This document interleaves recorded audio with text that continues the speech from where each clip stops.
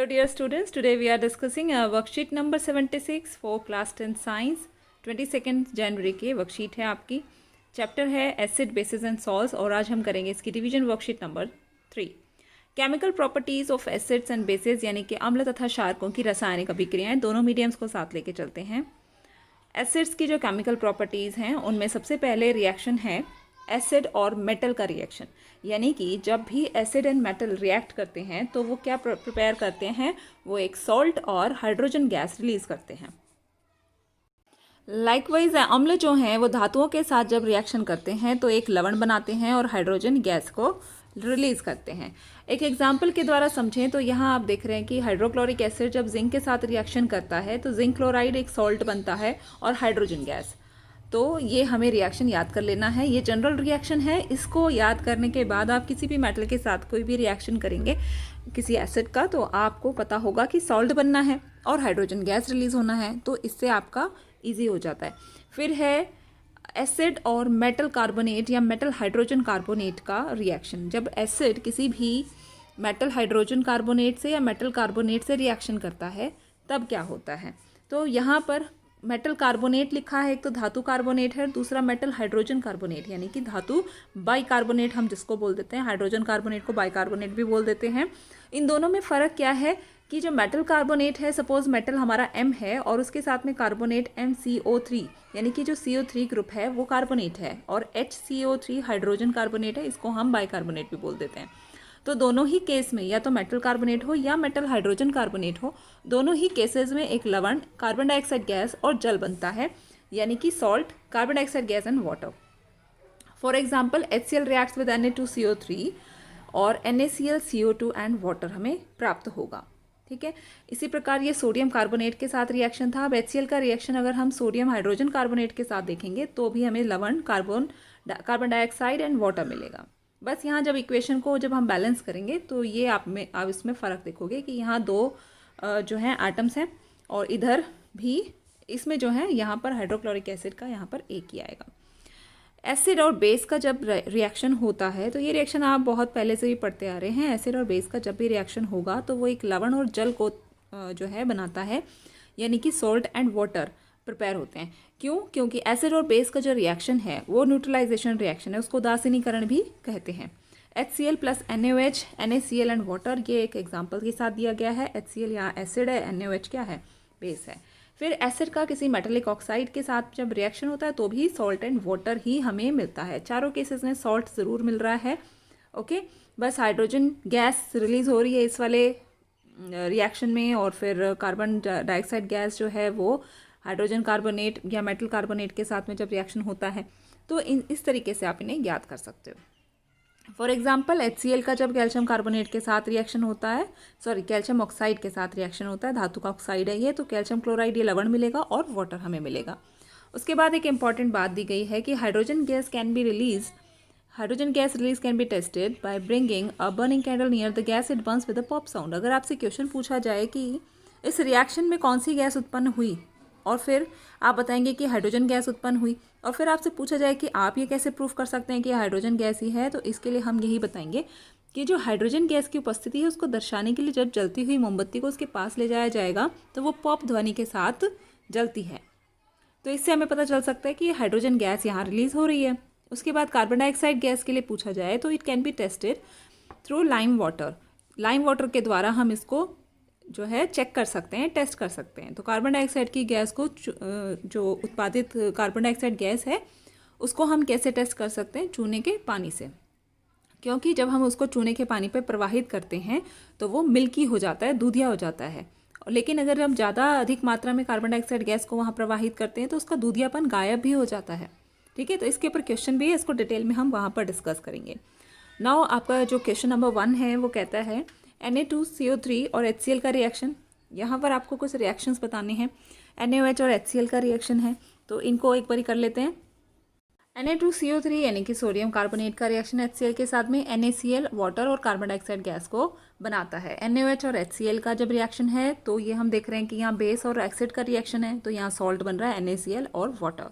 Copper oxide का hydrochloric acid के साथ में रिएक्शन, यहाँ पर CuCl2 और वाटर बन रहा है, ठीक है, तो कॉपर क्लोराइड हो गया। उसके बाद ये जिंक और NaOH है तो Na2ZnO2 प्लस O2 बन गया। तो ये जो सॉल्ट है वो सोडियम जिंकेट हो गया और हाइड्रोजन गैस यहाँ पे रिलीज होगी, ठीक है। Question number 2, what happens when egg shell is added to nitric acid. जब एग शेल पर नाइट्रिक एसिड हम डालते हैं तब क्या होगा। तो नाइट्रिक एसिड जो है HNO3 होता है। HNO3 को जब कैल्शियम कार्बोनेट पर डाला जाएगा, क्योंकि जो एग शेल होती है या अंडे की जर्दी जो होती है उसको हम CaCO3 यानी कैल्शियम कार्बोनेट होती है वो, वहाँ पर इसको रिएक्शन को हम इस प्रकार लिखेंगे कि ये जो CaCO3 है इस पर HNO3 डाला गया तो calcium nitrate, hydrogen, carbon dioxide gas और वाटर, ये चीज़ें बनती हैं। फिर नेक्स्ट जो क्वेश्चन है, how will you test a gas which is liberated when HCl acid react with active metal, with an active metal. तो एक्टिव मेटल के साथ में जब रिएक्शन होगा, ठीक है, तो कौन सी गैस रिलीज होगी। HCl और एक्टिव मेटल का जो रिएक्शन है वो हमने दिखाना है।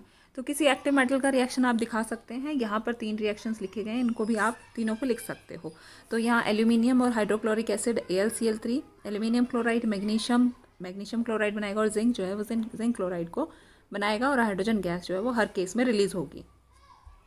What immediate change do you observe when dilute HCl is added to sodium carbonate। तो क्वेश्चन क्या है कि सोडियम कार्बोनेट के साथ जब आप HCl को ऐड करोगे तो आप क्या प्राप्त करते हो। तो ये क्वेश्चन हम कर भी चुके हैं ऊपर। तो Na2CO3 सोडियम कार्बोनेट है हमारे पास, उसको हाइड्रोक्लोरिक एसिड के साथ रिएक्शन किया तो हमारे पास मिलेगा salt, water and carbon dioxide gas.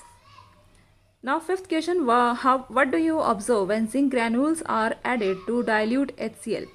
Zinc granules पर डाइल्यूट HCl को जब ऐड किया गया तो हमें क्या मिलता है, जिंक क्लोराइड मिलता है। ये सिंपल है, जिंक के साथ हाइड्रोक्लोरिक एसिड तो जिंक क्लोराइड देता है।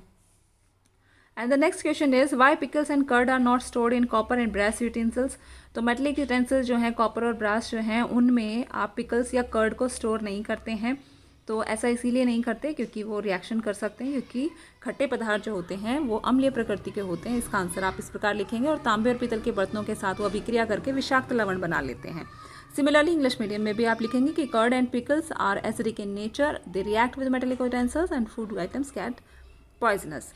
Now question number 7 is on passing excess CO2 through lime water it first turns milky and then becomes colorless, explain why, write the chemical equations।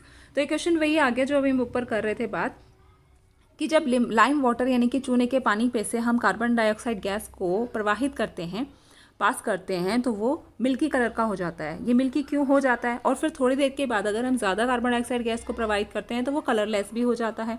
इसके reactions क्या हैं और इसका एक्सप्लेनेशन आपको देना है।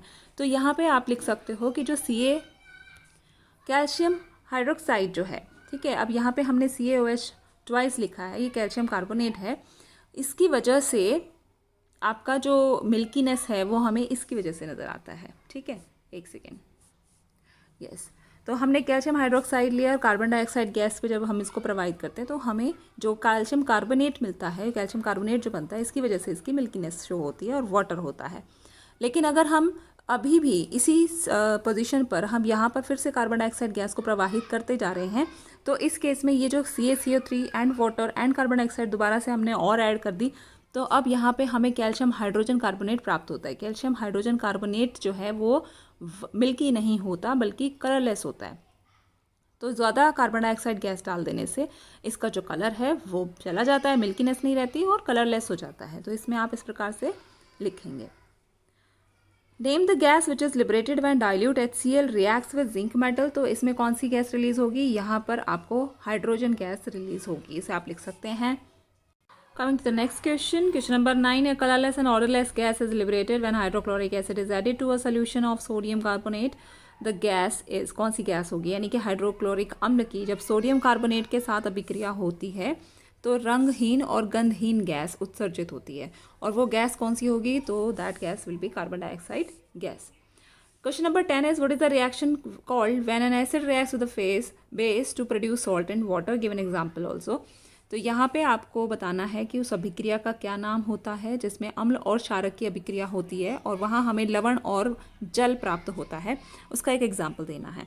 तो this reaction is called, yes you are right, ये जो रिएक्शन है वो न्यूट्रलाइजेशन रिएक्शन कहलाती है। न्यूट्रलाइजेशन, क्योंकि इसके अंदर एसिड और बेसेस होते हैं, वो एक दूसरे की प्रकृति को, एक दूसरे की जो नेचर है उसको बैलेंस करने की कोशिश कर रहे हैं, तो न्यूट्रलाइज करते हैं। इस प्रकार आप याद कर सकते हैं, न्यूट्रलाइजेशन रिएक्शन हम इसे कहते हैं, उदासीनीकरण। ठीक है बच्चों, और इसके एग्जाम्पल की अगर बात करो तो एग्जाम्पल अभी हमने ऊपर पढ़ाई था, तो उदासीनीकरण का जो एग्जाम्पल है आप लिख सकते हो। सिंपल एग्जाम्पल जो हमें हमेशा याद रहता है NaOH यानी कि सोडियम हाइड्रोक्साइड, जो कि एक बेस है, क्षार है, और इसके साथ में HCl हम एसिड ले रहे हैं, तो ये हमें एक साल्ट देता है NaCl, जो कि कॉमन साल्ट होता है, सोडियम क्लोराइड, और यहाँ पर हमें मिलता है वाटर। ओके, तो ये थी आपकी वर्कशीट। इस वर्कशीट को आप अपने टीचर्स को सबमिट करें और ज़्यादा से ज़्यादा शेयर करें ताकि और बच्चे भी कर पाएँ। Thanks for watching this video. मिलते हैं आपसे नेक्स्ट वर्कशीट की वीडियो में।